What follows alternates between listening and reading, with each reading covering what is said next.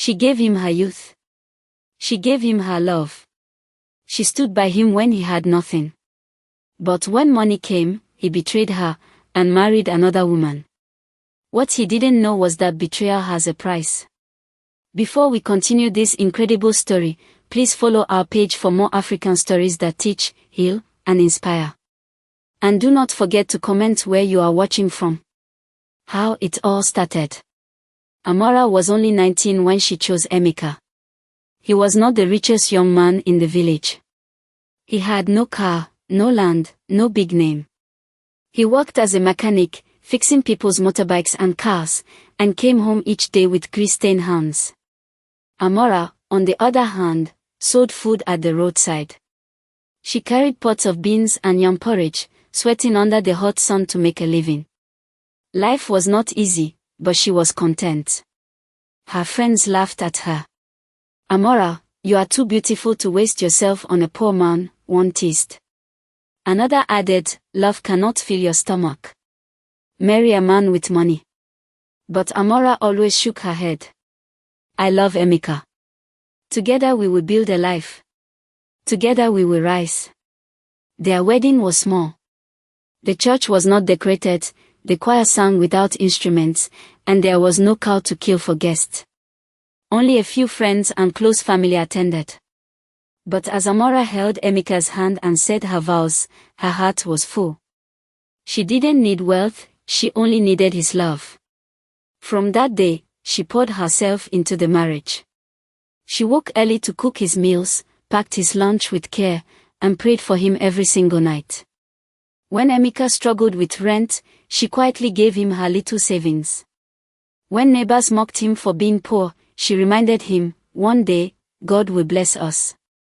Be patient." People in the village called her a loyal wife. They said she was strong. They said she truly loved her husband. But deep inside, Emeka's heart grew restless. He wanted more. He wanted to be respected. He wanted to be seen as a man of wealth. And can do anything to be wealthy. At first, Amara thought nothing was wrong. Emeka still came home each evening. He still ate her food and asked about her day. He still smiled, though his smile felt weaker. But slowly, she began to notice changes. Emeka started staying out late. "I have extra work," he would say, but he didn't look her in the eye. Some nights, he came home smelling of expensive perfume, a scent Amora had never worn. He began buying clothes that she knew she hadn't paid for. New shirts. New shoes. Even his wristwatch changed. "Business is going well," he told her, but he gave no explanation. Then came the phone calls. At first, they were few. But soon, his phone rang every night. Each time, he would step outside to answer, lowering his voice as if ashamed for her to hear. "Emeka," Amora asked one evening, her voice trembling, "who keeps calling you? Why do you hide from me?" He frowned and waved his hand. "Just business. Stop asking questions." Her chest tightened. Something was slipping between them. The man she once knew was changing into a stranger before her eyes. One Sunday after church, Amora's worst fear began to grow. As she packed her Bible into her bag, she overheard two women whispering at the back. "They say Emeka is close to a rich widow in the city," one said. "I heard she gives him money," the other replied, shaking her head. Amora froze where she stood. Her knees felt weak. She wanted to tell herself it was gossip, lies, envy. But the words stuck in her chest like thorns. That night, she sat quietly by the lantern, waiting for Emeka to come home. When he finally walked in, she asked softly, "Emeka, is there something you are hiding from me?" He snapped, "Amora, stop worrying. I know what I am doing." But the warmth in his eyes was gone. The man she loved was slipping away, and she could not hold him. One evening, Emeka came home restless. He avoided Amora's eyes, threw some clothes into a small bag, and announced, "I am traveling for business. I will be back in a few days." Before Amora could ask questions, he was gone, no kiss, no smile, no explanation. She stood at the door, watching the dust rise from his footsteps, a cold fear pressing on her chest. 2 days later, her cousin Ngozi arrived from the city. Amora greeted her warmly, happy to see a familiar face.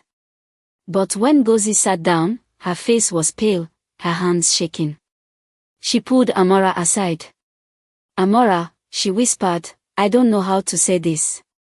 But I must tell you the truth." Amora's heart began to pound. "What truth? What is wrong?" Ngozi took a deep breath. "I saw Emeka. I saw him with my own eyes. He was at a big party in the city. He was with a wealthy woman. People introduced him as her husband. She is very rich, Amora. Very rich." Amora's legs trembled. She held onto the wall to keep from falling. Her voice cracked as she whispered, "Husband. But he is my husband." Ngozi nodded, tears in her eyes. "It is true. I saw the ring on his finger. A new gold ring." He smiled when they called him her husband. The words pierced Amora's heart like knives.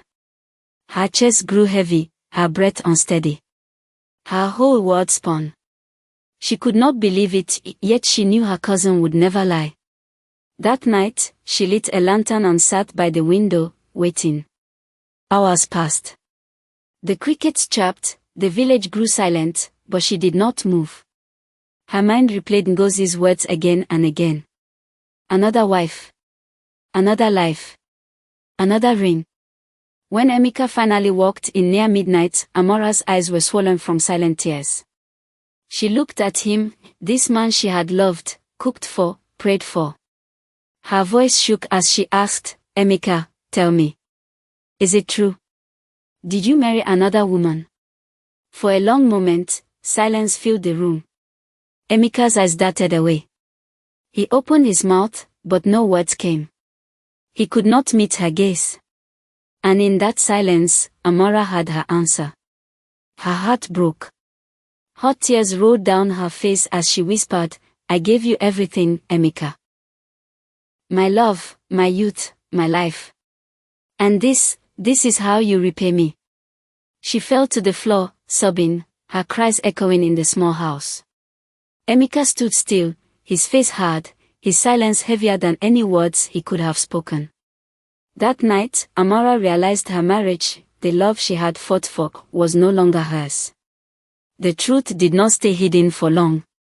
Like dry grass catching fire, it spread quickly.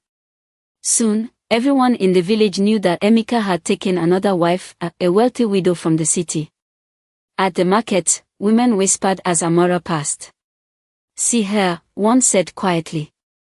"The woman who carried her husband through poverty, only for him to throw her away."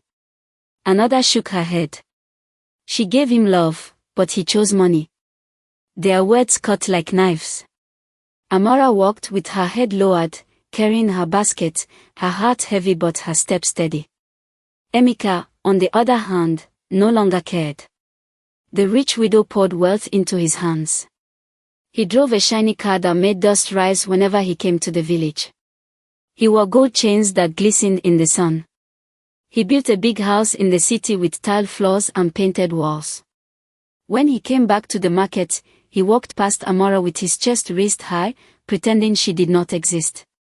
To him, she was nothing but a shadow from a life he wanted to forget. But fate does not sleep. Months later, while driving on the city highway, Emeka's car collided with a truck. The crash was terrible.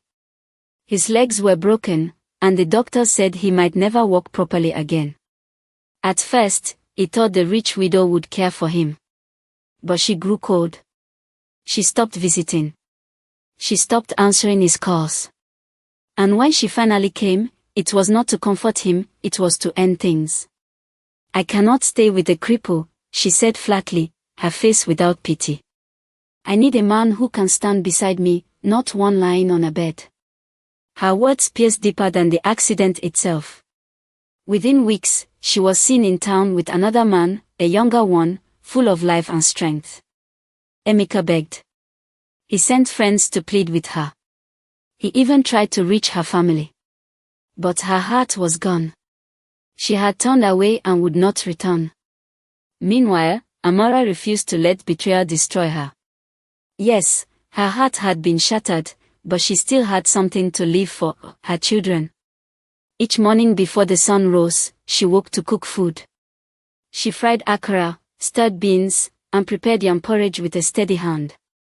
She carried her pots to the roadside, calling out to passers-by with a smile. Customers loved her kindness. Her store grew busy, and little by little, she turned it into a small restaurant. Amora never forgot her children. She made sure they ate well. She bought them neat clothes. She paid their school fees faithfully, sending them to the best school in the community. Looking at them, she would whisper to herself, "My children will never suffer the way I suffered. I will not let pain kill my dreams." And so, while Emeka lay broken in a bed, abandoned by the woman he chased, Amora rose higher with her hard work and her strength. Years passed, and life began to reveal its secrets. Amora grew stronger every day. Her restaurant became well known in the community. Workers stopped by in the morning for her akara and pap. Traders ate her yam porridge at midday. Students crowded her stall after school. With the money she earned, she expanded, buying more tables, hiring 2 young girls to help her serve customers. Her children grew tall and bright. Their uniforms were always neat, their school bags full of books, their shoes polished. Teachers often praised them, saying, "These children will go far." Each time Amara heard it, she felt joy in her heart. She had carried her pain, but she had not let it drown her. Emeka, however, walked a different road. After the accident, his body never healed fully. He moved with crutches, his steps slow and heavy. The rich widow who once paraded him like a prize had long abandoned him for younger men. At first, she lived in luxury.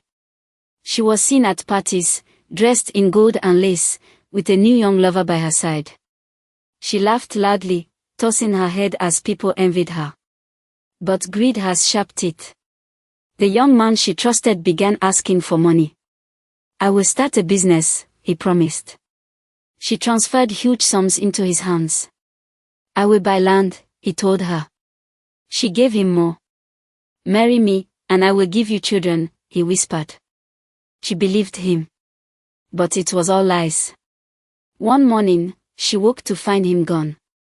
Her bank accounts were empty. The land was fake. The business did not exist. By the time the police caught him, the money had been squandered. There was nothing left to return. She stood before the world broken, no money, no man, no respect. The same people who once envied her now whispered, "See how greed has destroyed her." And Emeka. He lived with shame. Once, he had walked proudly through the market with gold chains and a rich woman at his side. Now he struggled on crutches, ignored by the same villagers who once envied him. One afternoon, Amara stood outside her restaurant, watching her children play in their school uniforms. Their laughter filled the air. Customers greeted her with smiles, calling her Madam Amora with respect. Then Emeka passed by. He paused, leaning on his crutches. His eyes met hers, filled with regret. His lips trembled, as if he wanted to speak. But Amora turned away. Her face was calm. She had nothing left to give him, not love, not pity, not even anger. The same villagers who once mocked her now praised her. "Amora is a strong woman," they said.